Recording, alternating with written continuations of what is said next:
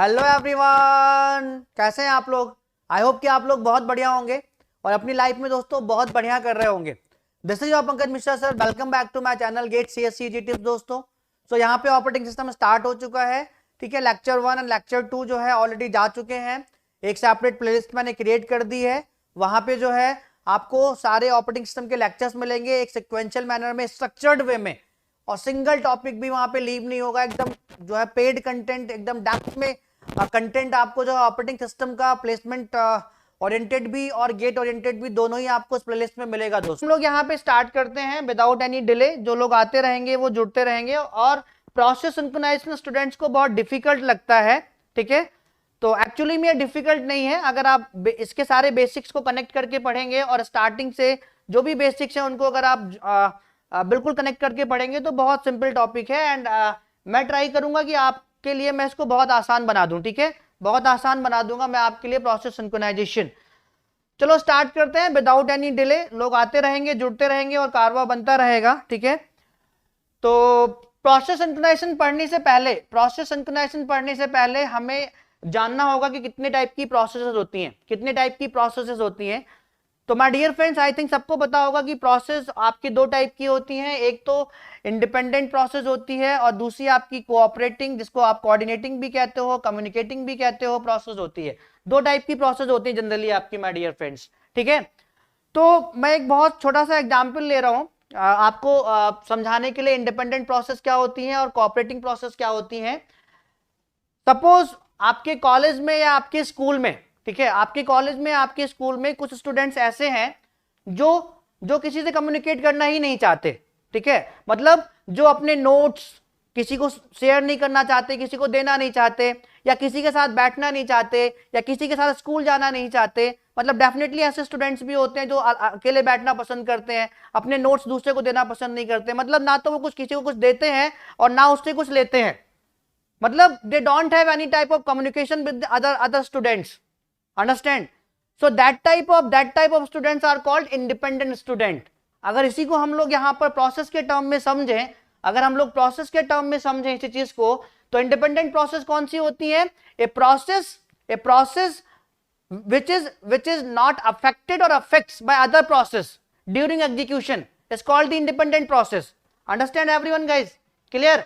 मतलब एक ऐसी प्रोसेस जो ना किसी को अफेक्ट कर रही है ना किसी से अफेक्टेड हो रही है during the execution, okay, during the execution is called the independent process. Clear to everyone guys? Crystal clear to everyone? Independent process, मैंने एग्जांपल भी आपको बहुत प्यारा सा एग्जांपल दिया है। मतलब डेफिनेटली आपको ऐसे लोग देखने को मिल जाएंगे, या आपके कॉलेज में या आपके वहां पर आपके स्कूल में कुछ स्टूडेंट ऐसे होते हैं जो कुछ देना और लेना चाहते ही नहीं। मतलब they don't want communication with any other process. Understand? Clear to everyone? So independent process आपकी क्या होती है दोस्तों? इंडिपेंडेंट प्रोसेस आपकी क्या होती है? A process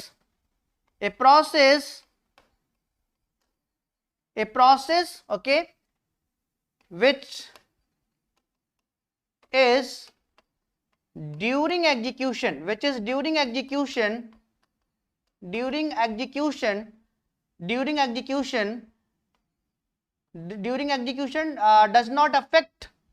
does not affects or affected by other process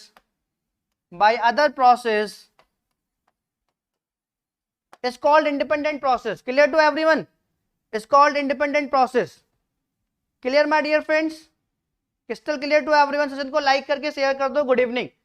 तो ऐसी प्रोसेस जो ड्यूरिंग एग्जीक्यूशन ना तो अफेक्ट हो रही किसी से, ना किसी को अफेक्ट कर रही है, bye other process, means a process, okay, जिसका कम्युनिकेशन किसी दूसरी प्रोसेस से हो ही नहीं रहा है, ठीक है, तो वो कहलाती है आपकी इंडिपेंडेंट प्रोसेस। और गाइस, आपके कॉलेज में, आपके स्कूल में कुछ स्टूडेंट्स ऐसे भी होते हैं जो अपने नोट्स भी शेयर करते हैं, दूसरों के साथ कैंटीन भी जाते हैं। मतलब कम्युनिकेशन होता है उनका आपके दूसरे स्टूडेंट्स के साथ में। अंडरस्टैंड? बिल्कुल बहुत जल्दी पढ़ाएंगे, पहले जो हम लोग पढ़ रहे हैं उसको बहुत ध्यान से सुनिए। तो cooperating process my dear friends क्या होती है आपकी? कोऑपरेटिंग प्रोसेस आपकी क्या होती है? ठीक है, a process which is during execution affects और affected by other process is called the cooperating process, is called the cooperating process, my dear friends. Crystal clear to everyone? जल्दी से मुझे बताते रहिएगा, सेशन को लाइक करके शेयर करते रहिएगा. तो ऐसी process a process which is, please note down all the notes, which is during execution affects or affected by other process, by another process, you can say that like this, by another process, then these two processes are called,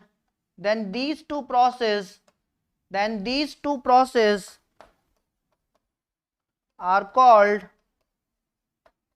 cooperating process.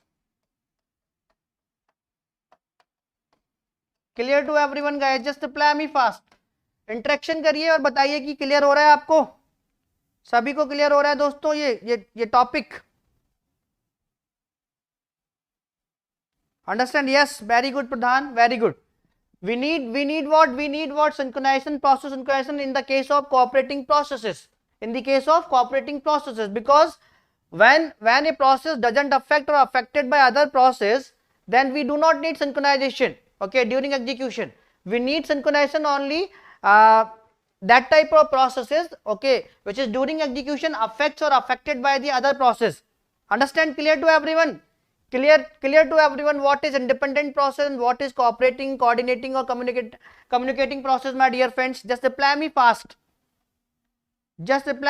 Everyone, my dear friends.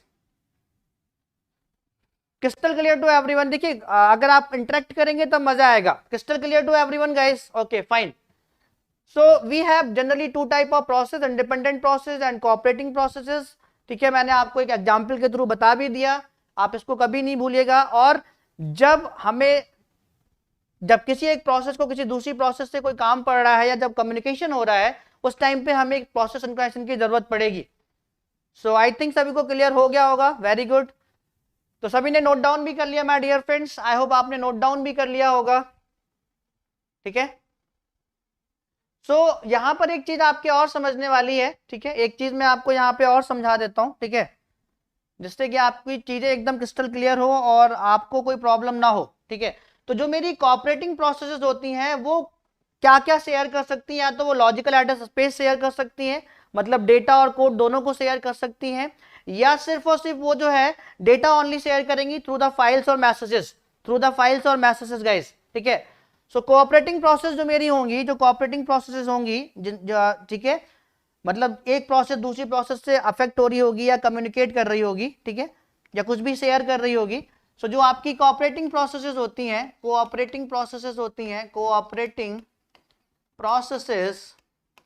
तो please note down all the things.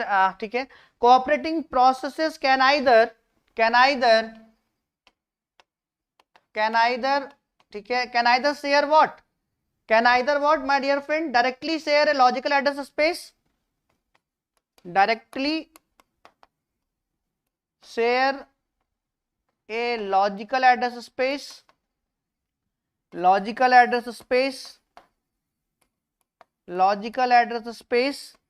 ठीक है, logical address space that is both code and data, मतलब वो दोनों चीजों को share कर रही होगी. That is what? Code and data.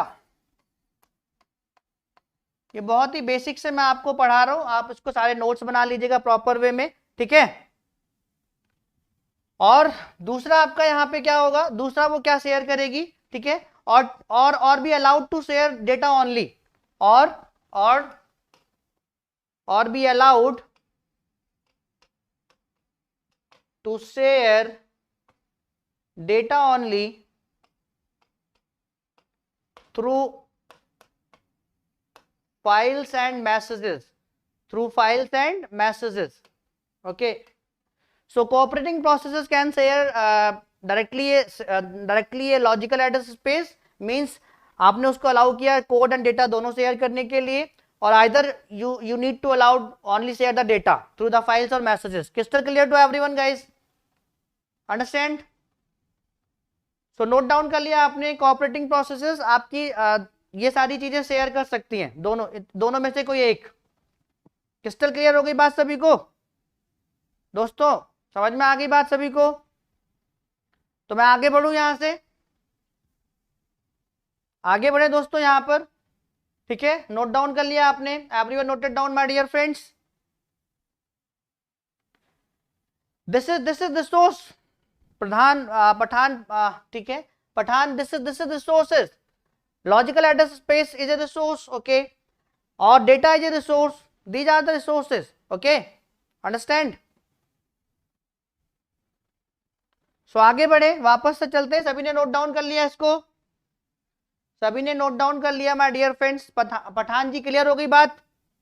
Pathan clear हो गई? या तो वो डेटा शेयर करेंगी या डेटा एंड कोड दोनों शेयर करेंगी, या तो directly logical address space share कर लेगा वो, जिससे उसको कोड एंड डेटा दोनों मिलेगा, या आप सिर्फ डेटा शेयर करने के लिए उसको अलाउ करोगे, ठीक है? तो आगे चलते हैं हम लोग। तो आई थिंक आपको independent and cooperating process clear हो गया होगा, और कोऑपरेटिंग प्रोसेस आपके क्या क्या शेयर कर सकती है वो भी मैंने आपको बता दिया है, वो भी मैंने आपको बता दिया यहाँ पर, ठीक है? सो अब हम लोग यहाँ पे देख लेते हैं प्रोसेस सिंक्रोनाइजेशन। प्रोसेस सिंक्रोनाइजेशन क्या होता है? सो प्रोसेस सिंक्रोनाइजेशन, ठीक है, की जरूरत क्यों पड़ी? जब एक से ज्यादा प्रोसेस जो है कंकरेंटली और साइमल्टेनियसली एग्जीक्यूट हो रही होंगी, तो अगर हम लोग जो है प्रोसेस के बीच में सिंक्रोनाइजेशन नहीं प्रोवाइड करेंगे, ठीक है, तो वहां पर इनकंसिस्टेंट रिजल्ट आपका आएगा, या डेटा का लॉस भी हो सकता है, या आपका डेडलॉक की सिचुएशन भी आ सकती है। तो ये बहुत सारी प्रॉब्लम आएंगी अगर प्रोसेस सिंक्रोनाइजेशन आपका नहीं होगा तो, ठीक है? अगर आपका प्रोसेस सिंक्रोनाइजेशन जो है अगर एक से ज्यादा प्रोसेस आपकी साइमल्टेनियसली एग्जीक्यूट कर रही हैं, या किसी रिसोर्स को एक्सेस कर रही हैं, या किसी रिसोर्स को शेयर कर रही हैं, ठीक है, जब साइमल्टेनियसली एग्जीक्यूट कर रही हैं तो एक से ज्यादा प्रोसेस किसी रिसोर्स को या किसी भी डेटा को या किसी भी कोड एंड डेटा को शेयर कर रही होंगी, तो वहां पर क्या होगा? इनकंसिस्टेंट रिजल्ट आपका प्रोड्यूस होगा अगर प्रोसेस सिंक्रोनाइजेशन नहीं होगा तो। बात समझ में आ गई सबको? बात समझ में आ गई?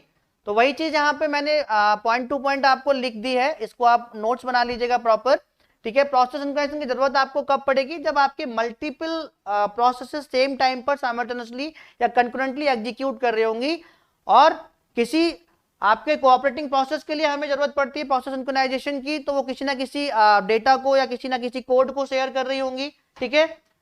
अंडरस्टैंड? तो वहां पे प्रॉब्लम आएगी। क्लियर हो गई बात सभी को? बात क्लियर हो गई सभी को दोस्तों? So please note it down my dear friends, ठीक है? Please note it down. When multiple processes execute concurrently sharing system resources, okay, then inconsistent results might be produced, okay? मैं अभी इसको आपको एग्जांपल के थ्रू यहाँ पर जो है दिखाऊंगा कि कैसे अगर एक से ज्यादा प्रोसेस किसी भी डेटा को या किसी भी चीज को शेयर कर रही होती, सिस्टम रिसोर्स को शेयर कर रही होती, तो कैसे इनकंसिस्टेंट रिजल्ट आपका प्रोड्यूस होता है वो हम लोग देखेंगे, ठीक है बेटा? I will tell you each and everything. एक सीक्वेंस में चलेंगे तो आपको भी समझ में आएगा और मजा आएगा, एक सीक्वेंस में चलेंगे तो आपको भी समझ आएगा और आपको भी मजा आएगा, और अगर हम लोग आगे भागने लगेंगे तो प्रॉब्लम आ जाएगी, ठीक है? Crystal clear to everyone guys? So please note down all these things, okay? इन सभी को नोट कर लीजिए आप लोग, ठीक है? सो अभी मैं एग्जाम्पल लूंगा, ठीक है? So process synchronization is a mechanism that deals with the synchronization of processes, ठीक है? तो एक मैकेनिज्म है जो आपके जो है जब कंकरेंटली आपके जो है एक से ज्यादा प्रोसेस आपकी एग्जीक्यूट कर रही होती हैं, शेयर कर रही होती हैं सिस्टम रिसोर्सेज को, तो कैसे उनको सिंक्रोनाइज किया जाए जिससे इनकंसिस्टेंट रिजल्ट आपका प्रोड्यूस ना हो, ठीक है? मैं अभी आपको एग्जांपल के थ्रू दिखाऊंगा। It controls the execution of processes running concurrently to ensure that what consistent results are produced. तो प्रोसेस सिंक्रोनाइजेशन प्रोवाइड करने के बाद हम उनके एग्जीक्यूशन को इस तरीके से अरेंज कर देते हैं जिससे कि आपका कंसिस्टेंट रिजल्ट प्रोड्यूस होता है। तो प्रोसेस सिंक्रोनाइजेशन ना होने की वजह से कौन सी प्रॉब्लम आती है दोस्तों? प्रोसेस सिंक्रोनाइजेशन ना होने की वजह से कौन सी प्रॉब्लम आती है? Just reply me fast.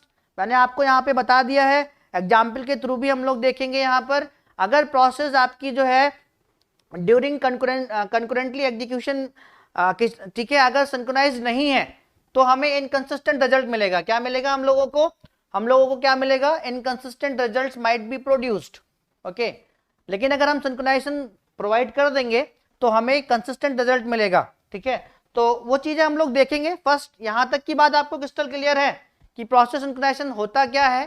ठीक है, और प्रोसेस सिंक्रोनाइजेशन अगर हम प्रोवाइड करते हैं, ठीक है, कंकरेंटली एग्जीक्यूटिंग प्रोसेसेस को, तो हमें कंसिस्टेंट रिजल्ट मिलता है। अगर नहीं प्रोसेस सिंक्रोनाइजेशन होता है तो इनकंसिस्टेंट रिजल्ट मिलता है। Crystal clear? Abhishek Jha, Kumar Gupta ji, everyone clear my dear friends? सभी ने नोट डाउन कर लिया इसको? आई थिंक प्रोसेस सिंक्रोनाइजेशन आपका होता क्या है, कब अराइज होता है, और अगर हम लोग प्रोसेस सिंक्रोनाइजेशन प्रोवाइड कर देते हैं तो चीजें आपकी, जो आपका रिजल्ट होता है वो कंसिस्टेंट आपको प्रोड्यूस होता है, कंसिस्टेंट रिजल्ट आपको मिलता है। अदरवाइज इनकंसिस्टेंट रिजल्ट्स आपके प्रोड्यूस होते हैं, वो मैं एग्जांपल के थ्रू आपको यहाँ पे दिखा दूंगा। तो बात सभी को यहाँ तक की क्लियर हो गई? Just reply me fast, everyone need to reply me fast. यहां तक की बात सभी को क्लियर हो गई कि नहीं? जल्दी से रिप्लाई करेंगे तो मैं आगे बढ़ जाऊंगा। यहाँ पर जल्दी से अगर आप लोग रिप्लाई करेंगे तो हम लोग आगे बढ़ जाएंगे। ठीक है, एंड आई होप कि आप सभी ने नोट डाउन भी कर लिया होगा। जल्दी से रिप्लाई करिए दोस्तों, तभी मजा है, अदरवाइज फिर मजा नहीं आएगा। Everyone crystal clear till here? What is cooperating process? Okay, what is independent process? Cooperating process क्या क्या शेयर कर सकती हैं? उसके बाद आपका प्रोसेस सिंक्रोनाइजेशन क्या होता है? Crystal clear to everyone guys? Just reply me fast यार। देखो आप लोगों की डिमांड पर ही मैंने स्टार्ट किया है, अगर आप लोग ही इंटरेक्ट नहीं करोगे तो फिर से बंद हो जाएगा। ठीक है, आप लोगों की डिमांड पे ही मैंने स्टार्ट किया है चीज। तो क्लियर, सभी को क्लियर यहां तक की कहानी? चलो, उसके बाद नीड ऑफ सिंक्रोनाइजेशन, सिंक्रोनाइजेशन की जरूरत क्यों पड़ती है? सिंक्रोनाइजेशन की जरूरत क्यों पड़ती है ये पहले ही हम लोग देख चुके हैं। ठीक है, to avoid the inconsistent results. ठीक है, जो अनसिंक्रोनाइज होने की वजह से जो इनकंसिस्टेंट रिजल्ट्स मिल रहे थे, ठीक है, उसको अचीव करने के लिए, ठीक है, to avoid the what inconsistent result, ठीक है, ठीक है, इनकंसिस्टेंट रिजल्ट जो मिल रहे थे उसको अवॉइड करने के लिए हम लोग को जरूरत पड़ती है प्रोसेस सिंक्रोनाइजेशन की। और process synchronization is needed when multiple processes execute concurrently sharing some system resources। तो कैसे वो उस रिसोर्स को एक्सेस करें, शेयर करें, जिससे कि आपका इनकंसिस्टेंट रिजल्ट प्रोड्यूस ना हो, जिससे कि आपका इनकंसिस्टेंट रिजल्ट क्या ना हो, प्रोड्यूस ना हो माय डियर फ्रेंड्स। तो बात क्लियर हो गई सभी को? जस्ट रिप्लाई करो फटाफट यार। तो सिंक्रोनाइजेशन की नीड आपको क्यों पड़ी? पहली चीज, जो अनसिंक्रोनाइज होने की वजह से कोऑपरेटिंग प्रोसेस, ठीक है, जब किसी रिसोर्स को शेयर कर रही थी तो अनसिंक्रोनाइज होने की वजह से जो इनकंसिस्टेंट रिजल्ट आपका प्रोड्यूस हो रहा था उसको अवॉइड करने के लिए, ठीक है, और जब मल्टीपल प्रोसेस एग्जीक्यूट हो रही कंकरेंटली एक साथ, ठीक है, तो कैसे वो सिस्टम रिसोर्स को शेयर करे कि जिससे आपका कंसिस्टेंट रिजल्ट प्रोड्यूस हो। जल्दी से मुझे बताओ कि जरूरत सिंक्रोनाइजेशन की क्यों पड़ी? सबको पता चल गया? जस्ट रिप्लाई मी फास्ट यार। Everyone crystal clear till here my dear friends? Okay, everyone crystal clear, super duper crystal clear my dear friends till here? Why we need synchronization and why we require synchronization? Okay, fine, so please note down all these points. Okay,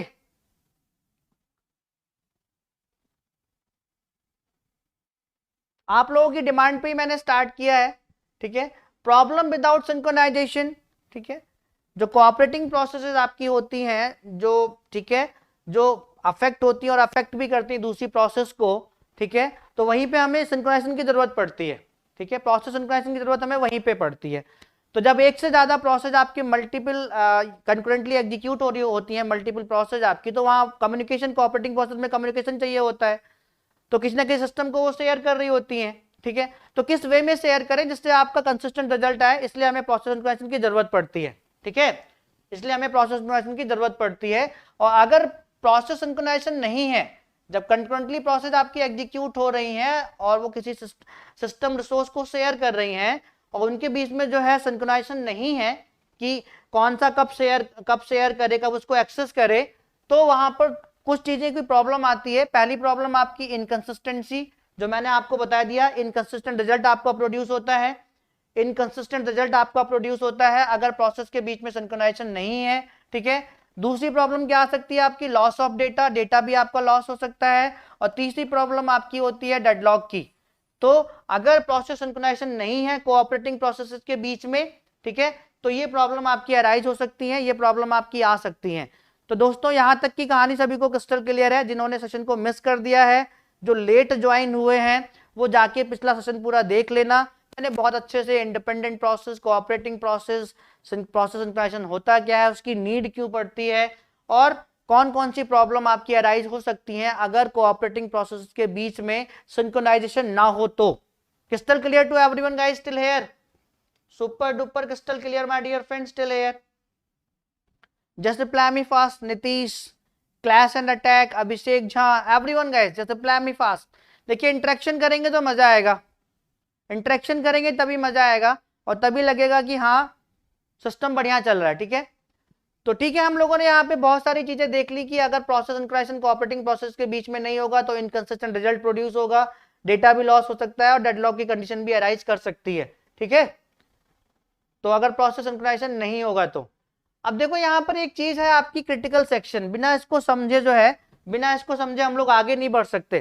critical section को बिना समझे हम लोग आगे नहीं बढ़ सकते और यही आपके लिए इंपॉर्टेंट है। यहीं से आपका स्टार्ट हो रहा है प्रोसेस सिंक्रोनाइजेशन, ठीक है। तो क्रिटिकल सेक्शन, क्रिटिकल सेक्शन क्या होता है, ठीक है, बिना इसको समझे हम लोग आगे नहीं बढ़ सकते, ठीक है, बिना इसको समझे हम लोग आगे नहीं बढ़ सकते। तो इसके लिए मैं आपको एक बहुत छोटा सा एग्जाम्पल दे रहा हूं, इसके लिए मैं आपको एक बहुत छोटा सा एग्जाम्पल दे रहा हूं, ठीक है। सपोज आप और आपका फ्रेंड, ठीक है, सपोज आप हो यहाँ पर ये रहे आप, ठीक है, यहाँ पर ये आप हो और यहाँ पर ये आपका फ्रेंड है, योर्स फ्रेंड, ठीक है, यहाँ पर आपका दोस्त है, ठीक है। आप यहाँ पर, ठीक है, स्कूल भी आप लोग साथ जाते हो, ठीक है, मान लीजिए कोचिंग भी आप लोग साथ जाते हो। बड़े मुझे ध्यान से सुनिएगा तो आपको क्रिटिकल सेक्शन समझ में आ जाएगा, ठीक है। So you and your friends, okay. तो जब आप मान लीजिए स्कूल भी एक साथ जाते हो दोनों लोग, ठीक है, कोचिंग भी मान लीजिए आप एक साथ जाते हो दोनों लोग, ठीक है, कोचिंग भी आप एक साथ ही जाते हो दोनों लोग, ठीक है। सो हमारे पास डे में कितने आवर्स होते हैं माय डियर फ्रेंड्स? डे में हमारे पास 24 आवर्स होते हैं। कितने आवर्स होते हैं? 24 आवर्स होते हैं। तो आप और आपका फ्रेंड कब सिंक्रोनाइज होगे? आप और आपके फ्रेंड्स के बीच में जो है कम्युनिकेशन है, मतलब आप और आपके फ्रेंड दोनों क्या है, कोऑपरेटिंग प्रोसेस है। तो आप और आपका फ्रेंड जो है कब सिंक्रोनाइज होगा? ओनली कब कब कब कब सिंक्रोनाइज होंगे? जिस टाइम पे आप स्कूल जाते होंगे। मान लीजिए 8 AM से लेके आप जो है 2 PM तक स्कूल में रहते हैं, तो वहां पे आप कम्युनिकेट करते होंगे, आपको सिंक्रोनाइज करने की जरूरत है। मान लीजिए कोचिंग आप लोग जो है इवनिंग में 5 PM से 8 PM तक आप लोग कोचिंग भी एक साथ जाते हो, तो इस सिर्फ और सिर्फ आपको इस टाइम पे सिंक्रोनाइज होने की जरूरत है, आपको और आपके फ्रेंड को। और 5 PM से लेके 8 PM के टाइम पे सिंक्रोनाइज होने की जरूरत है आपको और आपके फ्रेंड को। और हमारे पास होते कितने आवर्स हैं दोस्तों? 24 आवर्स होते हैं। तो क्या हमें 24 आवर्स अपने फ्रेंड से सिंक्रोनाइज रहना पड़ेगा? Just reply me fast, I want your answer guys. क्या 24 आवर्स आप और आपके फ्रेंड को सिंक्रोनाइज रहना पड़ेगा, कम्युनिकेट करना पड़ेगा आपस में? Just reply me fast. फिर मैं आपको क्रिटिकल सेक्शन यहाँ पे समझाऊंगा। एक एग्जाम्पल है, एक रियल लाइफ एग्जाम्पल है, उसके बाद आप क्रिटिकल सेक्शन आराम से समझ जाओगे। तो जस्ट रिप्लाई मी फास्ट यार, जल्दी से रिप्लाई करो। क्या आपके और आपके फ्रेंड को 24 आवर्स जो है सिंक्रोनाइज होने की जरूरत है? क्या 24 आवर्स आपका कम्युनिकेशन इंपॉर्टेंट है? जस्ट रिप्लाई मी फास्ट, पहले मुझे रिप्लाई करो। क्या आपको और आपके फ्रेंड को इस टाइम को छोड़कर, जिस टाइम पे आप स्कूल जाते हो, जिस टाइम पे आप साथ में कोचिंग जाते हो, इन दोनों टाइम को छोड़कर क्या बाकी के टाइम भी आपको सिंक्रोनाइज करने की जरूरत है? नहीं ना, नहीं नहीं, ठीक है। तो वही सिमिलर थिंग, वही बाकी 24 आवर्स में इन दोनों टाइम को छोड़ के आप कुछ भी करो यार, आप इंडिपेंडेंट हो, आप इंडिपेंडेंट हो, आप कुछ भी कर सकते हो, आप कुछ भी कर सकते हो, ठीक है। तो सिमिलर केस जो हमारी प्रोसेस होती है, I am talking about in terms of process execution, I am talking about in terms of process execution. तो जब प्रोसेस आपकी एग्जीक्यूट हो रही होती है तो वहां पे इंस्ट्रक्शंस आपके एग्जीक्यूट हो रहे होते हैं। क्या एग्जीक्यूट हो रहे होते हैं माय डियर फ्रेंड? इंस्ट्रक्शंस। तो मैं अब इसको प्रोसेस के टर्म में आपको समझा देता हूं। Just listen me carefully. Suppose ये मेरी कोई प्रोसेस है, ये मेरी प्रोसेस है, तो प्रोसेस के अंदर क्या होते हैं? आपके इंस्ट्रक्शंस। क्या होते हैं? इंस्ट्रक्शंस होते हैं, ठीक है। तो तो यहाँ पे I1 इंस्ट्रक्शन कुछ भी है, I2 कुछ भी है, I3 कुछ भी है, I4 है, I5 है, I6 है, I7 है, dot dot dot IN instructions हैं। तो क्या मेरे सारे इंस्ट्रक्शंस को सिंक्रोनाइजेशन की जरूरत पड़ेगी?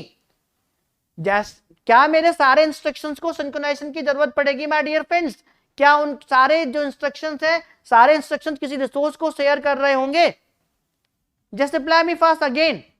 तो इन द सिमिलर केस, जैसे कि यहां पर आपके और आपके फ्रेंड को, आप दोनों कोऑपरेटिंग प्रोसेस थे, आप दोनों एक दूसरे से कम्युनिकेट कर रहे थे, तो इन दो टाइम पर ही सिर्फ आपको जो है कम्युनिकेट करने की जरूरत पड़ रही थी, सिंक्रोनाइज होने की जरूरत पड़ रही थी। बाकी के टाइम आप कुछ भी करो, आपका फ्रेंड कुछ भी करे, कोई प्रॉब्लम नहीं है। तो इन द सिमिलर केस अगर प्रोसेस की बात करें हम लोग, तो प्रोसेस में do we required every instruction? ठीक है, do we required synchronization for every instruction my dear friends? Answer is no, answer is no. हर एक इंस्ट्रक्शन को आपके सिंक्रोनाइजेशन की जरूरत नहीं पड़ेगी। तो एक कोई पार्ट होता है, एक कोई सेक्शन होता है, सपोज इस सेक्शन को आपके सिंक्रोनाइजेशन की जरूरत पड़ेगी। मतलब ये इंस्ट्रक्शंस किसी वेरिएबल को या किसी भी रिसोर्स को एक्सेस कर रहे होंगे, शेयर कर रहे होंगे। ठीक है, ठीक है, ध्यान से सुनिएगा। तो इस वाले सेक्शन को जो आपका किसी शेयर्ड रिसोर्स को एक्सेस कर रहे होंगे, ठीक है, किसी भी प्रोसेस के, तो इस वाले सेक्शन को हम लोग कहते हैं क्रिटिकल सेक्शन। इस वाले सेक्शन को हम लोग कहते हैं क्रिटिकल सेक्शन। यहां पे डेफिनेशन साफ साफ लिखी हुई है, critical section is a section of the program where a process access the shared resources during its execution. जब कोई प्रोसेस आपकी एग्जीक्यूट हो रही है तो उसमें इंस्ट्रक्शंस होंगे, तो सारे के सारे इंस्ट्रक्शंस को आपको सिंक्रोनाइजेशन की जरूरत नहीं पड़ेगी, क्योंकि सारे के सारे इंस्ट्रक्शन रिसोर्स को, जो शेयर्ड रिसोर्स है उसको एक्सेस नहीं कर रहे होंगे। ओनली उस प्रोसेस के कुछ इंस्ट्रक्शंस ही उस शेयर्ड रिसोर्स को एक्सेस कर रहे होंगे। तो जो उस प्रोसेस के जो इंस्ट्रक्शन उस शेयर्ड रिसोर्स को एक्सेस कर रहे होंगे, उस पर्टिकुलर सेक्शन को हम लोग कहते हैं क्रिटिकल सेक्शन। उस पर्टिकुलर सेक्शन को हम लोग कहते हैं दोस्तों क्रिटिकल सेक्शन। बात समझ में आ गई सबको? मेरे भाई लोगों, बात समझ में आ गई? क्रिटिकल सेक्शन होता क्या है? साफ साफ लिखा हुआ है, critical section is a section of the program when is execution is called the process. Okay, and program में सेट ऑफ इंस्ट्रक्शंस होते हैं। Critical section is a section of the program where a process access the shared resource during the execution. जब program execution में आएगा, process बन जाएगी। तो process के सारे इंस्ट्रक्शन को सिंक्रोनाइज करने की जरूरत नहीं है, सिंक्रोनाइज करने की जरूरत नहीं है, क्योंकि सारे इंस्ट्रक्शन किसी शेयर्ड रिसोर्स को एक्सेस नहीं कर रहे होंगे। कुछ ही इंस्ट्रक्शंस उस प्रोसेस के शेयर्ड रिसोर्स को एक्सेस कर रहे होंगे। ओके, और वो पर्टिकुलर सेक्शन जो शेयर्ड रिसोर्स को एक्सेस कर रहा होगा प्रोसेस का, उसको हम लोग कहते हैं क्रिटिकल सेक्शन। उसको हम लोग क्या कहते हैं दोस्तों? Critical section. मेरे भाई बात समझ में आ गई सबको? एकदम सुपर डुपर क्रिस्टल क्लियर हो गई? सुपर डुपर क्रिस्टल क्लियर हो गई कि मेरा क्रिटिकल सेक्शन होता क्या है? क्रिटिकल सेक्शन होता क्या है? बात सबको समझ में आ गई? जल्दी से बताओ, सुपर डुपर क्रिस्टल क्लियर हो गया सबको कहानी कि क्रिटिकल सेक्शन दोस्तों होता क्या है? भैया रिप्लाई कर दो एक बार कि हाँ से समझ में आ गया क्रिटिकल सेक्शन। इस एग्जाम्पल के थ्रू मैंने यहाँ पर एकदम इसको बढ़िया से समझा दिया कि क्रिटिकल सेक्शन आपका होता क्या है। तो ठीक है, किसी भी प्रोसेस के सारे इंस्ट्रक्शन को सिंक्रोनाइज करने की जरूरत नहीं पड़ती है। कुछ ही प्रोग्राम की कुछ ही सेक्शन को जो है हमें सिंक्रोनाइज करने की जरूरत पड़ती है। मतलब कुछ ही प्रोग्राम का कुछ ही सेक्शन जो है किसी शेयर्ड रिसोर्स को एक्सेस कर रहा होगा, रिमेनिंग जो है नहीं कर रहा होगा। ठीक है, तो बात समझ में आ गई सबको क्रिटिकल सेक्शन क्या होता है? आई थिंक आपको समझ में आ गई होगी क्रिटिकल सेक्शन आपका होता क्या है। ठीक है, तो इस डेफिनेशन को भी लिख लीजिएगा, एग्जाम्पल भी लिख के डायग्राम भी बना लीजिएगा। ठीक है, और आपको बात समझ में आ गई होगी, बात समझ में आपको आ गई होगी। ठीक है, फाइन। तो आगे बढ़ते हैं हम लोग। सभी ने नोट डाउन कर लिया इसको? Everyone noted down my dear friend? देखो मैं क्रिस्टल क्लियर चीजें करूंगा आपकी, एक एक चीज मैं आपको बेहतरीन तरीके से बताऊंगा। ठीक है, बस आप आराम से यहां बैठ के सुनते रहिए चीजों को प्रॉपर वे में। ठीक है, नोट डाउन कर लो इसको।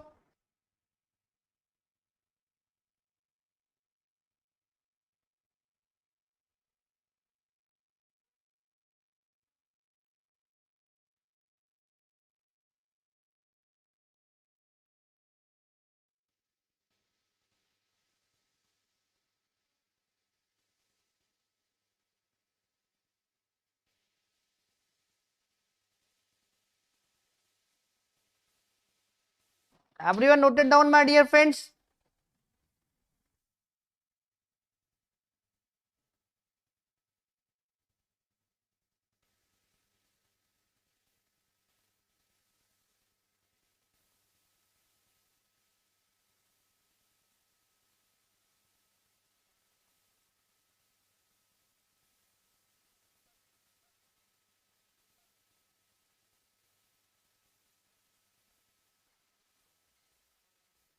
Everyone noted down guys? तो भैया मुझे बताओ कि यहां तक की कहानी क्रिस्टल क्लियर है तो मैं आगे बढ़ूंगा। क्रिटिकल सेक्शन क्रिस्टल क्लियर है आपको? अगर क्रिटिकल सेक्शन क्रिस्टल क्लियर है तभी आप आगे की कहानी समझ पाएंगे। अगर क्रिटिकल सेक्शन आपको क्रिस्टल क्लियर है तो तभी आप आगे की कहानी को समझ पाएंगे। चलो तो मैं आगे की कहानी यहां पे डिस्कस करता हूं आपके साथ में। So where synchronization required guys? Just reply me fast. Synchronization, process synchronization की जरूरत कहां पे पड़ती है? आपसे मैं आंसर पूछ रहा हूं, उतना अगर आप समझ गए होंगे क्रिटिकल सेक्शन क्या होता है, ठीक है, तो आप समझ गए होंगे कि प्रोसेस सिंक्रोनाइजेशन की जरूरत कहां पे पड़ेगी, सिंक्रोनाइजेशन की जरूरत कहां पे पड़ती है हमें, सिंक्रोनाइजेशन की जरूरत कहां पर पड़ती है? जल्दी से बताओ मुझे आंसर फटाक से। भैया जल्दी से आंसर बताओ कि सिंक्रोनाइजेशन की जरूरत आपको कहां पर पड़ेगी? Where synchronization required? only for the critical section of the process, only for the critical section of the process, only for the critical section of the process. Crystal clear to everyone? Understand? बेटा वो कहीं पर भी हो सकता है। एक process में आपके दो पार्ट होते हैं, ठीक है, एक प्रोसेस है तो प्रोसेस में आपके दो पार्ट होंगे, ठीक है, एक तो आपका क्रिटिकल सेक्शन वाला पार्ट होगा और रिमेनिंग आपका कौन सा होता है? This is the critical section part और रिमेनिंग आपका होता है नॉन क्रिटिकल सेक्शन। रिमेनिंग जितने भी इंस्ट्रक्शंस होते हैं प्रोसेस के वो सब क्या होते हैं? Non critical section. बात समझ में आ गई विशाल सिंह जी? विशाल सिंह जी, वेयर क्रिटिकल सेक्शन एग्जिस्ट, ठीक है, ये कहीं पर भी कोई भी इंस्ट्रक्शंस को हमें प्रोसेस सिंक्रोनाइजेशन प्रोवाइड करना पड़ सकता है। कौन से इंस्ट्रक्शंस आपके शेयर्ड वेरिएबल को एक्सेस कर रहे हैं उस प्रोसेस के, वो क्रिटिकल सेक्शन होगा। समझ में आ गया? ठीक है, तो एक प्रोसेस के आपके दो पार्ट होते हैं, ठीक है, पार्ट वन जो होता है आपका वो क्रिटिकल सेक्शन वाला होता है और रिमेनिंग जितने भी इंस्ट्रक्शंस होते हैं जिनको आपको सिंक्रोनाइज करने की जरूरत नहीं पड़ रही है, वो कुछ भी करें चाहे, वो आपका नॉन क्रिटिकल सेक्शन पोर्शन होता है, ठीक है, सेक्शन होता है, ठीक है। तो ये क्रिटिकल सेक्शन हो गया, नॉन क्रिटिकल सेक्शन हो गया। पार्ट वन आपका क्रिटिकल सेक्शन हो गया और पार्ट टू आपका नॉन क्रिटिकल सेक्शन हो गया। समझ में आ गई बात सभी को? एकदम क्रिस्टल क्लियर तरीके से, ठीक है। तो सिंक्रोनाइजेशन की जरूरत पड़ती है हमें critical section, okay, only for the critical section of the process, ठीक है। प्रोसेस कोई भी होगी उसके आपके दो पार्ट होंगे, ठीक है, क्रिटिकल सेक्शन जिनको आपको सिंक्रोनाइज करने की जरूरत पड़ेगी, जो किसी शेयर्ड वेरिएबल को एक्सेस कर रहे होंगे इंस्ट्रक्शंस, और जो रिमेनिंग पार्ट जो एक्सेस नहीं कर रहे होंगे किसी शेयर्ड वेरिएबल को, जिनको आपको सिंक्रोनाइज करने की जरूरत ही नहीं है, ठीक है, जरूरत ही नहीं है, वो नॉन क्रिटिकल सेक्शन होता है आपका। किसका? यहां पर एक एग्जाम्पल लेते हैं, इस एग्जाम्पल को आप लोग लिख लीजिएगा जितनी भी कहानी अभी तक हुई है। What is process synchronization, why we required process synchronization, okay, where we required process synchronization, what is critical section, what is cooperating process, what is independent process, जितनी भी कहानी अभी तक हम लोगों ने कवर की है इस एग्जाम्पल से आपको समझ में आ जाएगी, ठीक है। The following illustration shows how inconsistent results may be produced if multiple processes execute concurrently without any synchronization. So हम लोग कंसीडर कर रहे हैं कि हमारे पास दो प्रोसेस हैं, to processes P1 and P2, हम मान के चल रहे हैं कि हमारे पास दो प्रोसेस हैं, आर एग्जीक्यूटिंग कंकरेंटली, जो एक साथ एग्जीक्यूट हो रही हैं। Both the process share A common variable named count, ठीक है, दोनों प्रोसेस आपका एक काउंट नाम का जो है वेरिएबल है, ठीक है, जिसकी वैल्यू कितनी है, जिसकी वैल्यू है आपकी 5, ठीक है, उसको ये शेयर कर रही है, दोनों प्रोसेस शेयर कर रही है काउंट नाम के वेरिएबल को, ठीक है। Process P1 tries to increment the value of count, P1 जो प्रोसेस होगी वो काउंट वैल्यू को इंक्रीमेंट करने की कोशिश करेगी एंड कर रही है, और P2 जो है tries to decrement the value of count, जो शेयर वेरिएबल दोनों यूज कर रही है काउंट, ठीक है। तो प्रोसेस P1 डिक्रीमेंट करने की कोशिश करेगी इस काउंट वेरिएबल को, और प्रोसेस P2 जो है वो इंक्रीमेंट करने, प्रोसेस P1 इंक्रीमेंट करने की कोशिश करेगा और प्रोसेस P2 डिक्रीमेंट करने की कोशिश करेगा, ठीक है। तो यहां तक की कहानी सभी ने नोट डाउन कर लिया, इसको नोट डाउन कर लो तो आपको समझ में आ जाएगा कि प्रोसेस सिंक्रोनाइजेशन की, अगर प्रोसेस सिंक्रोनाइजेशन प्रोसेस के बीच में नहीं है, किन्हीं दो प्रोसेस के बीच में प्रोसेस सिंक्रोनाइजेशन नहीं है जो कंकरेंटली एग्जीक्यूट हो रही है और किसी कॉमन वेरिएबल को या कॉमन डेटा को शेयर कर रही हैं, तो अगर सिंक्रोनाइजेशन नहीं है उनके बीच में तो इनकंसिस्टेंट रिजल्ट कैसे प्रोड्यूस होता है, ठीक है। तो सभी ने नोट डाउन कर लिया इसको? तो यहाँ पर हम मान के चल रहे हैं हमारे पास दो प्रोसेस P1 P2 दोनों कंकरेंटली एग्जीक्यूट हो रही हैं, दोनों एक काउंट नाम के वेरिएबल को शेयर कर रही हैं, कंकरेंटली एग्जीक्यूट जब हो रही हैं तो उनके बीच में अगर सिंक्रोनाइजेशन नहीं है, ठीक है, अनसिंक्रोनाइज्ड है, ठीक है, तो कैसे इनकंसिस्टेंट रिजल्ट प्रोड्यूस होंगे। और प्रोसेस P1 जो है वो इंक्रीमेंट करने की कोशिश कर रही है काउंट वेरिएबल को, और प्रोसेस P2 डिक्रीमेंट करने की कोशिश कर रही है काउंट वेरिएबल को। तो बात सबको समझ में आ गई, आगे कहानी डिस्कस करें। भैया सभी ने नोट डाउन कर लिया यहां तक, मुझे बता दो फटाफट, ठीक है, जल्दी से बता दो फटाफट, ठीक है। इसके बाद हम लोग रेस कंडीशन भी देखेंगे यहां पर, ठीक है, रेस कंडीशन भी हम लोग यहां पर देखेंगे। सभी ने नोट डाउन कर लिया मेरे दोस्तों यहां तक की कहानी, एग्जाम्पल को नोट डाउन कर लो जिससे कि आगे की कहानी आपको समझ में आए।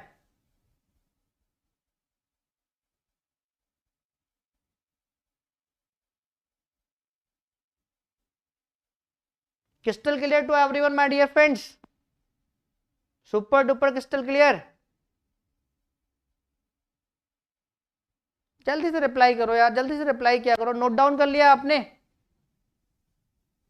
नोट डाउन कर लिया मेरे दोस्तों आपने इसको। चलो तो एक एग्जाम्पल लिया जस्ट हमने, जहां पर हम लोग देखेंगे कैसे अगर प्रोसेस के बीच में कंकरेंटली एग्जीक्यूटिंग प्रोसेस के बीच में अगर सिंक्रोनाइजेशन नहीं है, अगर वो किसी कॉमन वेरिएबल को एक्सेस कर रही हैं या कॉमन डेटा या को एक्सेस कर रही है, अगर सिंक्रोनाइजेशन नहीं है तो कैसे इनकंसिस्टेंट रिजल्ट आपके प्रोड्यूस होते हैं, ठीक है। तो प्रोसेस P1 जो है मेरी वो इंक्रीमेंट कर रही है, P2 मेरी डिक्रीमेंट कर रही है। चलो आपने नोट डाउन कर लिया होगा, मैं खुद ही मान लेता हूं, ठीक है। तो ये कंडीशन है कुछ, ये कंडीशन है कुछ दोस्तों, ठीक है। तो ये P1 प्रोसेस जो है, ठीक है, P1 और P2 दोनों कंटिन्यूसली एग्जीक्यूट हो रही है, दोनों एक ही वेरिएबल को शेयर कर रही है, काउंट नाम का वेरिएबल है जिसकी इनिशियल वैल्यू कितनी है 5 है, ठीक है। तो असेंबली कोड में अगर हम लोग इसको लिखें, मतलब P1 जो है इंक्रीमेंट करने की कोशिश कर रही है, इसका मतलब क्या होता है, count equal to count plus 1, यानी जो काउंट वैल्यू है उसका इंक्रीमेंट करेगी ये P1, ठीक है। और इसका मतलब क्या होता है, count equal to count minus 1, ये डिक्रीमेंट करेगी, ठीक है। तो असेंबली लैंग्वेज में अगर हम लोग इसको लिखें, अगर इसको हम लोग असेंबली लैंग्वेज में लिखें मेरे दोस्तों, ठीक है, तो कैसे लिखेंगे, यानी कि एक प्रोसेस P1 है, उसके अंदर कुछ इंस्ट्रक्शंस को अगर मैं T1 मान लूं, इसको मैं I1 मान लूं, इसको मैं I2 मान लूं और इसको मैं I3 मान लूं, तो ये काउंट वाली वैल्यू हम लोग कैसे लिखेंगे, पहले क्या करेंगे, मूव करेंगे काउंट की जो वैल्यू वेरिएबल जो है, काउंट वेरिएबल जो जिसमें इनिशियल वैल्यू कितनी है 5 है, उसको मूव करेंगे किसी रजिस्टर R0 में, फिर R0 का इंक्रीमेंट करेंगे, यानी कि R0 equal to R0 plus 1 करेंगे। उसके बाद क्या करेंगे, उसके बाद जो R0 जो काउंट की वैल्यू, उसके बाद जो R0 की वैल्यू हो वो आपके काउंट में डाल देंगे, किस में डाल देंगे, काउंट में डाल देंगे, ठीक है। Ravi Ranjan good evening. So ये जो मेरा जो प्रोसेस P1 में जो कोड लिखा हुआ था उसको अगर मैं असेंबली लैंग्वेज में लिखूं तो इस तरीके से लिख सकता हूं, क्योंकि ये प्रोसेस P1 इस काउंट वैल्यू को इंक्रीमेंट कर रहा है, ठीक है। तो उसको मैं इस तरीके से लिख सकता हूं कि पहले मैं काउंट की वैल्यू को R0 रजिस्टर में मूव करूंगा पहले इंस्ट्रक्शन में, दूसरे इंस्ट्रक्शन में इंक्रीमेंट करूंगा, मतलब R0 इक्वल टू क्या करूंगा मैं, R0 प्लस 1 करूंगा। उसके बाद R0 की वैल्यू को फिर से हम लोग कहां पर डाल देंगे, काउंट में डाल देंगे, कहां पर डाल देंगे, काउंट में। सिमिलरली P2 के लिए अगर मैं असेंबली इंस्ट्रक्शंस लिखूं तो वही लिखेंगे, सिमिलरली वही है आपके, इसको अगर मैं I1 मान लूं, इसको I2 मान लूं और इसको I3 मान लूं, तो डिक्रीमेंट R1 का क्या मतलब है कि R1 में हम लोग वैल्यू R1 माइनस 1 कर देंगे, ठीक है। समझ में आ रही कहानी, अंडरस्टैंड, ठीक है दोस्तों। तो बाकी कहानी इसको आगे देखते हैं अभी हम लोग। तो ये असेंबली कोड सबको समझ में आ गया होगा। तो कैसे केसेस बनेंगे यहाँ पर, ठीक है, मैं केसेस आपको दिखा रहा हूं जिससे आपको पता चलेगा कि कैसे। तो यहाँ पर देखो प्रोसेस P1 जो है इंक्रीमेंट कर रही है, प्रोसेस P2 डिक्रीमेंट कर रही है, और प्रोसेस P1 भी 1 से इंक्रीमेंट ओनली कर रही है और प्रोसेस P2 ओनली 1 से डिक्रीमेंट कर रही है। तो डिजायर्ड रिजल्ट क्या होना चाहिए after the operation my dear friends, desired result क्या होना चाहिए, जो काउंट वैल्यू का डिजायर्ड रिजल्ट होगा वो क्या होगा, मुझे आप बताओ यार। ये 1 से इंक्रीमेंट कर रही है और ये 1 से डिक्रीमेंट कर दे रही है, दोनों कंटिन्यूसली एग्जीक्यूट हो रही हैं। तो वन आफ्टर अनदर अगर ये एग्जीक्यूट होंगी तो डिजायर्ड रिजल्ट आपका क्या आना चाहिए भैया, डिजायर्ड रिजल्ट बताओ क्या आना चाहिए यार, जल्दी से बताओ तभी मजा आएगा। अगर मेरे साथ यहाँ पे इंटरेक्ट करोगे तभी मजा आएगा। वन आफ्टर अनदर अगर ये जो है एग्जीक्यूट होंगी और एक कॉमन वेरिएबल जो है काउंट वेरिएबल है उसकी वैल्यू 5 है, तो ये सिर्फ 1 से इंक्रीमेंट कर रही है, 1 से डिक्रीमेंट कर रही है, तो डिजायर्ड रिजल्ट आपका क्या होना चाहिए, मैं अभी सिर्फ ये पूछ रहा हूं, अगर वन आफ्टर अनदर रन कर रही है तो डिजायर्ड रिजल्ट आपका क्या होना चाहिए? 5 होना चाहिए। क्या होना चाहिए? 5। बिल्कुल विशाल सिंह, वेरी गुड। कितना होना चाहिए? 5 होना चाहिए। ठीक है, बट यहां पे प्रोसेस सिंक्रोनाइजेशन नहीं है, प्रोसेस सिंक्रोनाइजेशन नहीं है, तो यहां पे आपके इनकंसिस्टेंट रिजल्ट्स प्रोड्यूस होंगे, इनकंसिस्टेंट रिजल्ट्स प्रोड्यूस होंगे। ठीक है, बड़े ध्यान से सुनिएगा। तो पहला केस मैं आपको बना के दिखाता हूं। ठीक है, केस नंबर 1 की बात कर लेते हैं। यहां पर तो देखते रहेंगे हम लोग। Case number 1, case 01। ठीक है, केस 01 की बात कर लेते हैं, जहां पर P1 के तीनों इंस्ट्रक्शंस को एग्जीक्यूट कर लेते हैं एक साथ, और उसके बाद P2 के तीनों इंस्ट्रक्शंस को एग्जीक्यूट कर लेते हैं। मतलब पहले P1 को कंप्लीटली फिनिश करते हैं, उसके बाद P2 को कंप्लीटली फिनिश करेंगे। ठीक है, समझ में आ रही कहानी? समझ में आ रही कहानी दोस्तों? देखो, पहले मैं P1 को कंप्लीटली फिनिश कर रहा हूं। ठीक है, पहले मैं P1 को कंप्लीटली फिनिश करूंगा, उसके बाद मैं P2 को कंप्लीटली फिनिश करूंगा। ठीक है, दोनों ये कॉमन वेरिएबल यूज कर रहे हैं 5। काउंट वैल्यू इसकी है 5, इनिशियल काउंट वैल्यू कितनी है? 5 है। तो ध्यान से सुनो। ठीक है, तो मैं इसका सीक्वेंस लिख दे रहा हूं, यहां पर एग्जीक्यूशन सीक्वेंस लिख दे रहा हूं मैं आपके। एग्जीक्यूशन सीक्वेंस मैं क्या ले रहा हूं यहां पर? Execution sequence of process P1 and P2। तो मैं क्या कर रहा हूं यहां पर? P1 का पहला इंस्ट्रक्शन भी एग्जीक्यूट कर दे रहा हूं, P1 का दूसरा इंस्ट्रक्शन भी एग्जीक्यूट कर दे रहा हूं, और P1 का तीसरा इंस्ट्रक्शन भी एग्जीक्यूट कर दे रहा हूं। उसके बाद मैं P2 का पहला इंस्ट्रक्शन एग्जीक्यूट कर रहा हूं, उसके बाद मैं P2 का दूसरा इंस्ट्रक्शन भी एग्जीक्यूट कर रहा हूं, उसके बाद P2 का मैं तीसरा इंस्ट्रक्शन भी एग्जीक्यूट कर रहा हूं। तो इस केस में जो फाइनल वैल्यू होगी काउंट की, वो क्या होगी? फाइनल वैल्यू ऑफ काउंट मेरी क्या होगी दोस्तों? जल्दी से बताओ। फाइनल वैल्यू मेरी कितनी हो जाएगी काउंट की? 1 हो जाएगी। कितनी हो जाएगी? 1। ध्यान से देखो, यहां पर ध्यान से देखो, मैं P1 के सारा इंक्रीमेंट कर दे रहा हूं, तो काउंट में मेरी वैल्यू कितनी आएगी? ठीक है, यहां पर काउंट की वैल्यू कितनी हो जाएगी? 6 हो जाएगी। जब P1 पूरा एग्जीक्यूट हो जाएगा तो भाई 5 किस में आ जाएगा? R0 में आ जाएगा, और R0 को 1 से इंक्रीमेंट कर देंगे तो R0 में वैल्यू कितनी हो जाएगी? अभी 6 हो जाएगी। 6 को मैं कहां पे डाल दूंगा? काउंट में डाल दूंगा। तो P1 जब पूरा एग्जीक्यूट कर लिया, P1 का पहला इंस्ट्रक्शन भी, दूसरा इंस्ट्रक्शन भी, तीसरा इंस्ट्रक्शन भी, तो काउंट की वैल्यू मेरी 6 हो गई। उसके बाद मैं P2 के सारे इंस्ट्रक्शंस को एग्जीक्यूट करूंगा, तो अभी काउंट में वैल्यू कितनी है? 6 है।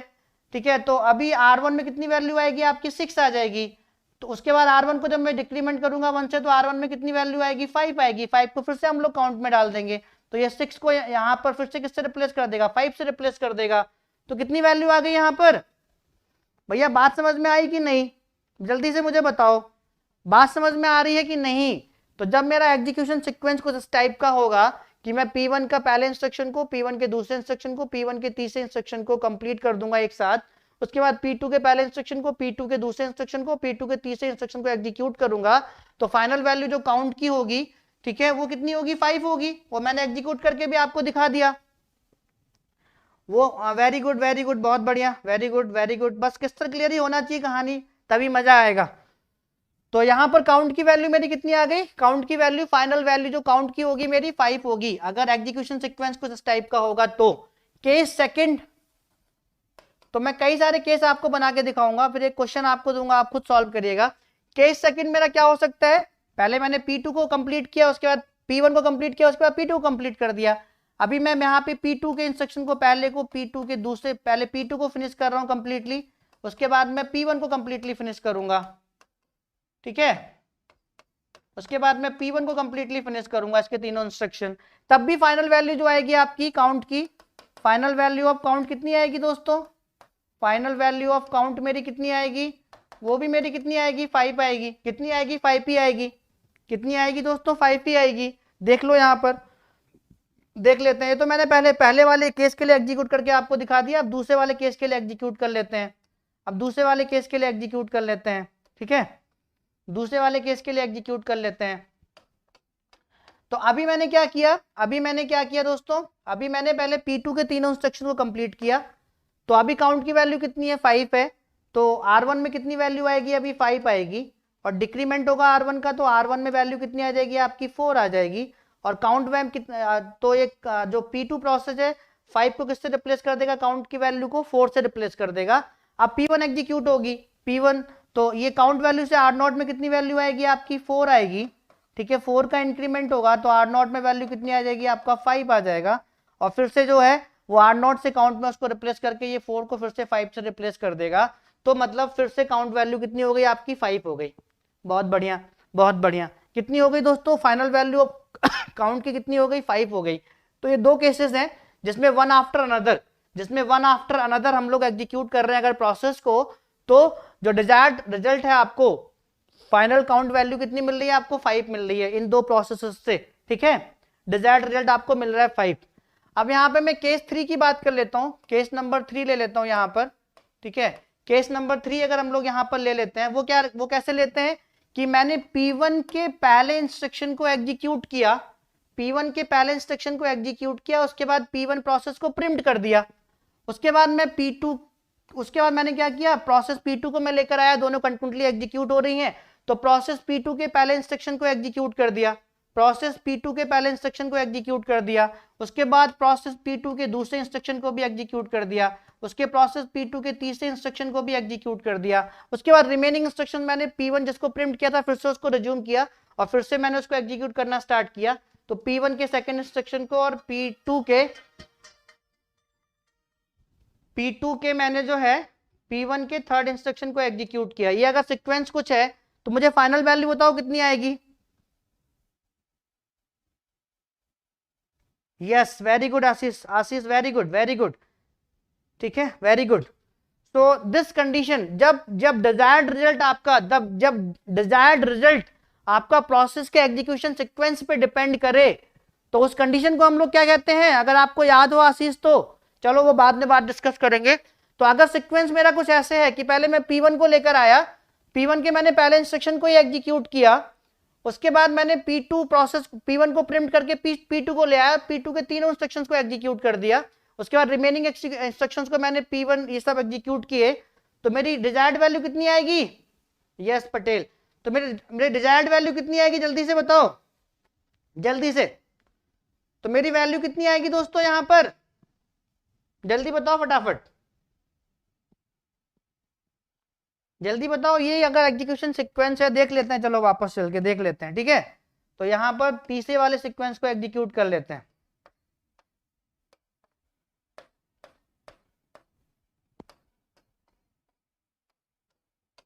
ठीक है। मैं पहले P1 को लेके आया, P1 के पहले इंस्ट्रक्शन को मैंने एग्जीक्यूट कर दिया, मतलब R0 में मेरी वैल्यू कितनी पड़ी है अभी 5 पड़ी है, कितनी पड़ी है दोस्तों 5 पड़ी है। उसके बाद मैंने R1 को प्रिंट कर दिया, मैं R2 को ले आया, मैंने R1 को प्रिंट कर दिया और मैं R2 को ले आया और R2 के मैंने 3 इंस्ट्रक्शंस एग्जीक्यूट कर दिए। तो भैया R1 भी अभी कितनी रीड करेगा काउंट की वैल्यू 5 ही रीड करेगा ये भी। उसके बाद ये डिक्रीमेंट कर दिया तो R1 में वैल्यू कितनी आ जाएगी आपकी 4 आ जाएगी, 5 - 1 4 आ जाएगी। तो काउंट वैल्यू को कितने से रिप्लेस कर देगा ये भी, ये काउंट वैल्यू को कितने से रिप्लेस कर देगा, काउंट वैल्यू को, ठीक है। R1 तो काउंट में कितनी वैल्यू आ गई अभी, काउंट में आपकी 4 आ जाएगी। तो ये काउंट वैल्यू को कितने से रिप्लेस कर दिया इसने, 4 से रिप्लेस कर दिया। कितने से रिप्लेस कर दिया, 4 से। अब R0 तो पहले रीड कर चुका है ना, तो इसको जब रिज्यूम करेंगे तो ये क्या करेगा, इंक्रीमेंट करेगा R0 की वैल्यू, क्या करेगा ये इंक्रीमेंट कर देगा, क्या करेगा ये दोस्तों, क्या करेगा जल्दी से बताओ, कितनी वैल्यू आएगी आपकी, कितनी वैल्यू आएगी, तो ये क्या करेगा इंक्रीमेंट कर देगा, ठीक है। तो R0 में वैल्यू कितनी आ जाएगी आपकी, R0 में वैल्यू कितनी आ जाएगी आपकी 6 आ जाएगी, ठीक है। और काउंट में वैल्यू कितनी आएगी आपकी, काउंट में भी वैल्यू आपकी 6 आ जाएगी, तो 4 से 6 से रिप्लेस कर देगा, ठीक है। तो अभी आपकी कितनी वैल्यू आ गई, 6 आ गई, वेरी गुड, बहुत बढ़िया, बहुत बढ़िया, बहुत बढ़िया, ठीक है। तो यहां पर फाइनल वैल्यू ऑफ काउंट कितनी आ गई, फाइनल वैल्यू ऑफ काउंट कितनी आ गई, यहां पर 6 आ गई। तो ये तीन ही केस हम लोग रखते हैं यहां पर। तो मतलब कहने का मतलब ये है मेरा कि अगर जो है अगर प्रोसेस के बीच में सिंक्रोनाइजेशन नहीं होगा, मतलब कोई कभी भी एग्जीक्यूट करेगी, कभी भी शेयर रिसोर्स को एक्सेस करेगी, सिंक्रोनाइजेशन अगर नहीं होगा concurrently execution of the cooperating processes के बीच में, तो इनकंसिस्टेंट रिजल्ट प्रोड्यूस होगा। क्या प्रोड्यूस होगा my dear friends, inconsistent result produce होगा। तो यहां पर आप देख रहे हैं केस 1 में 5, केस 2 में 5, केस 3 में 6 आ गई, तो यहां पर इनकंसिस्टेंट रिजल्ट प्रोड्यूस हो रहा है, एक बार 5 मिल रहा है काउंट की वैल्यू, एक बार 6 मिल रहा है, ठीक है, ठीक है। तो यहां पर एक बार 5 मिल रहा है, एक बार 6 मिल रहा है, तो ये सारी प्रॉब्लम आपकी जो है यहाँ पर इनकंसिस्टेंट रिजल्ट प्रोड्यूस हो रहा है आपका अगर प्रोसेस सिंक्रोनाइजेशन नहीं है तो, ठीक है। पटेल जी फिर से पढ़ लीजिए, कॉन्सेप्ट और क्रिस्टल क्लियर हो जाएंगे, डोंट वरी यार, ठीक है। Understand, understand my dear friends, बहुत सारे स्टूडेंट्स की रिक्वेस्ट थी कि सर मजा नहीं आया, दोबारा से आप करा दीजिए, और बहुत सारे स्टूडेंट्स मेरे ग्रुप पे डालते भी रहते हैं मैसेज। आप लोगों की ह्यूज डिमांड पर ही हम लोग कर रहे हैं और बेहतरीन तरीके से कर रहे हैं, और आपको यहाँ पे एकदम क्रिस्टल क्लियर तरीके से समझ में आएगा। तो यहाँ पर इनकंसिस्टेंट रिजल्ट आपका प्रोड्यूस हो रहा है कि नहीं हो रहा है, ठीक है, इनकंसिस्टेंट रिजल्ट आपका प्रोड्यूस हो रहा है कि नहीं। 3 में आपका 6 आ गया, 4 5 भी और लोगे, ठीक है। तो यहाँ पर इनकंसिस्टेंट रिजल्ट आपको मिल रहा है कि नहीं, इनकंसिस्टेंट रिजल्ट आपको मिल रहा है कि नहीं। Inconsistent results may be arrive due to what, process synchronization।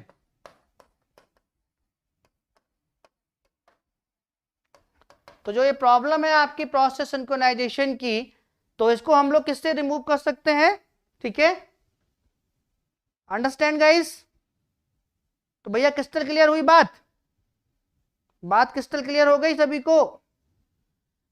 तो मैं यहां पर एक क्वेश्चन छोड़ के जा रहा हूं आपके लिए, और मैं आपसे चाहूंगा कि आप उस क्वेश्चन को सॉल्व करें।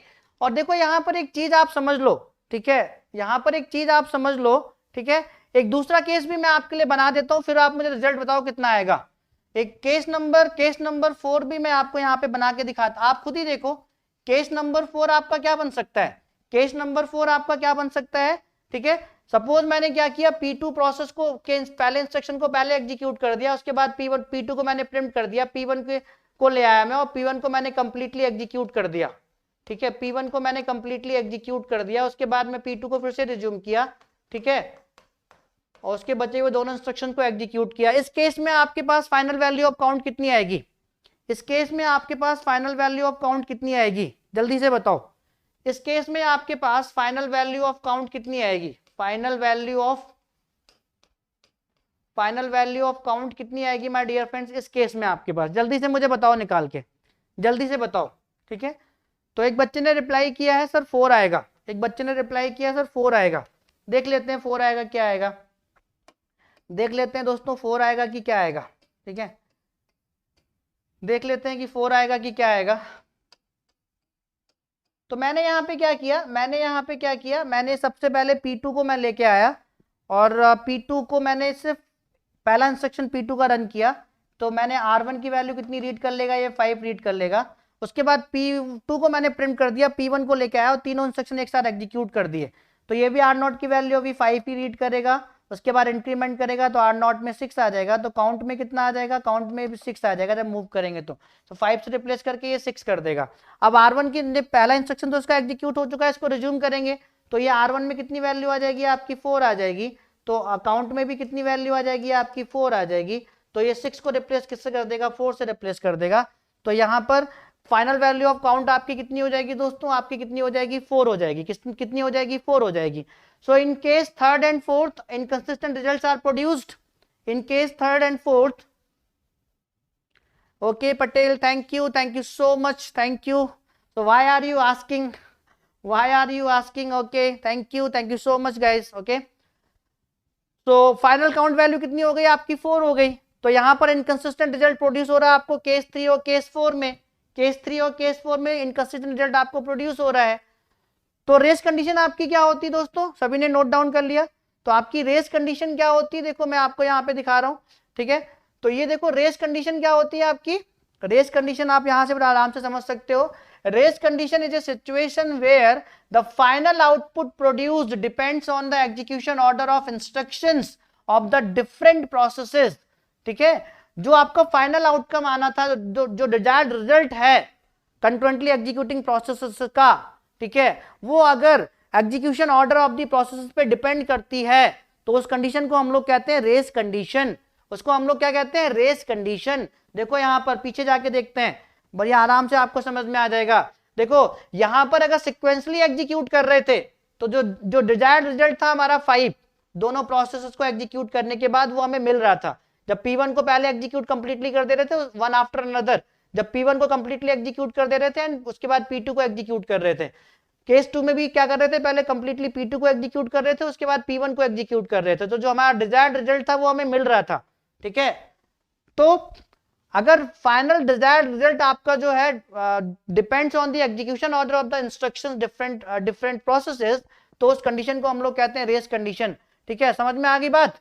Several processes compete with each other. ठीक है, the above example is a good illustration of the race condition. जो एग्जांपल मैंने लिया था वो आपका एक अच्छा एग्जांपल है, सॉरी गाइस, रेस कंडीशन के लिए। बात समझ में आ गई सभी को? रेस कंडीशन भैया सॉरी गाइस, रेस कंडीशन सभी को समझ में आ गई? Patel and all guys, sorry, crystal clear to everyone guys? Crystal clear to everyone?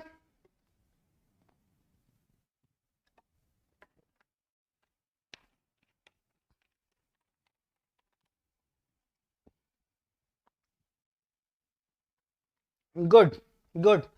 तो रेस कंडीशन सभी को समझ में आ गई? ठीक है, तो इसको नोट डाउन भी कर लो, रेस कंडीशन को क्या होती है, race condition and all guys.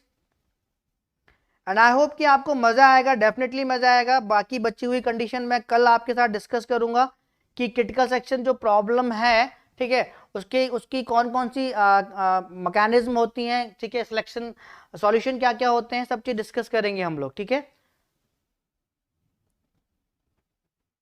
तो सभी ने नोट डाउन अगर कर लिया हो तो एक क्वेश्चन है, ठीक है, ये क्वेश्चन दोस्तों आपके लिए है। इस क्वेश्चन को आप बनाइए और बनाकर मुझे बताइएगा।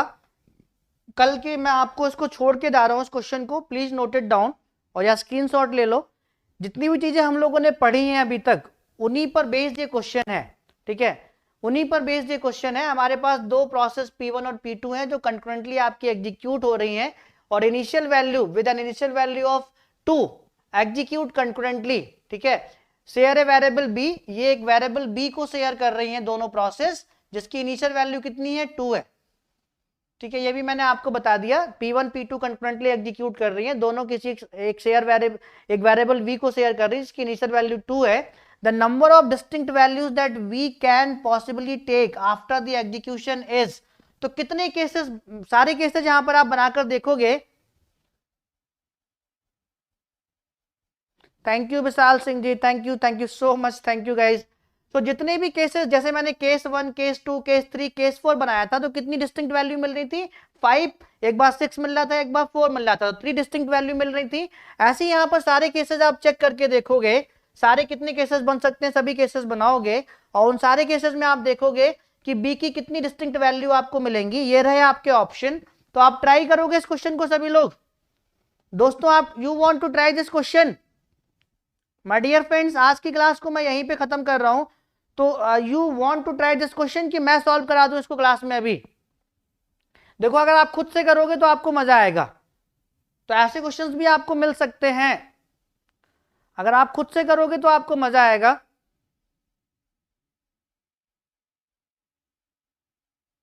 ओके फाइन, सो इसको आप ट्राई करिएगा, अच्छे से ट्राई करिएगा और कल की क्लास में हम लोग फिर क्रिटिकल सेक्शन मैकेनिज्म डिस्कस करेंगे। ठीक है, कौन कौन सी क्रिटिकल सेक्शन मैकेनिज्म होती हैं या क्रिटिकल सेक्शन प्रॉब्लम होती है, तो ठीक है, उसके सॉल्यूशंस क्या क्या हैं वो चीजें मैं आपको बताऊंगा, एक प्रॉपर वे में बताऊंगा और आपको हर एक क्वेश्चन आसान लगने लगेगा। और बिल्कुल मैं अपना पूरा टाइम देके आपको चीजें क्रिस्टल क्लियर ही करता हूँ, नोट्स प्रॉपर दे रहा हूँ। ठीक है, तो इन सब चीजों को अगर आप प्रॉपर लेके चलोगे तो प्रोसेस सिंक्रोनाइजेशन भी आपके लिए एकदम हलवा टॉपिक बन जाएगा और आप क्वेश्चन यूं सॉल्व करने लगोगे, चाहे वो सीमाफोर से आएगा, चाहे किसी भी टॉपिक से क्वेश्चन आएगा प्रोसेस सिंक्रोनाइजेशन से। इसके बाद हम लोग आईपीसी, ठीक है, क्लासिकल प्रॉब्लम्स भी डिस्कस करेंगे, लाइक बाउंडेड प्रॉब्लम जिसको हम लोग प्रोड्यूसर कंज्यूमर प्रॉब्लम भी कहते हैं। ठीक है, सारी चीज डिस्कस करेंगे। ठीक है, तो ठीक है my dear friends, thank you you all my dear friends, thank you for your love guys, thank you, love you all my dear friends, good night everyone, take care, hard work करते रहिए, मेहनत करते रहिए। फिर मिलेंगे कल 5:30 PM पर same time पर। ठीक है, आगे के जितने भी टॉपिक्स हैं उनके साथ। ठीक है, सो गुड नाइट, जय हिंद। ठीक है, बाय बाय, टेक केयर।